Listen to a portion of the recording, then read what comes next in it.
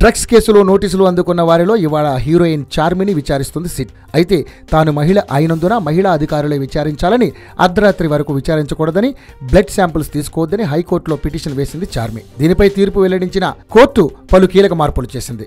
ఉదయం 10:30 నుంచి సాయంత్రం 5 గంటల వరకు మాత్రమే విచారించాలని, చార్మికి ఇష్టం లేకపోతే బ్లడ్ శాంపిల్స్ సేకరించవద్దని, మహిళా అధికారులతోనే విచారణ చేయాలని సిట్ అధికారులకు ఆదేశాలు జారీ చేసింది హైకోర్టు.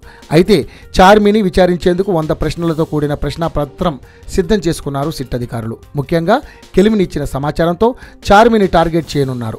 కెల్విన్ ఫోన్లో చార్మి ఫోన్ నెంబర్ను చార్మి దాదాగా ఫీడ్ చేసుకున్నాడు కెల్విన్.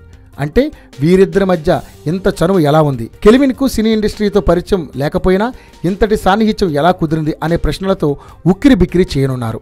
దీనికి తోడు కెల్విన్తో 1000కి పైగా వాట్సాప్ సంభాషణలు ఉన్నట్లు తెలుస్తోంది. ఇందులో అనేక ఆధారాలు ఉన్నట్లు సమాచారం. దీంతోపాటు పూరి జగన్నాథ్తో డ్రగ్స్ పరమైన సంబంధం, ఇలా అనేక ప్రశ్నలతో చార్మిని ప్రశ్నించనున్నారు సిట్ ఆఫీసర్స్.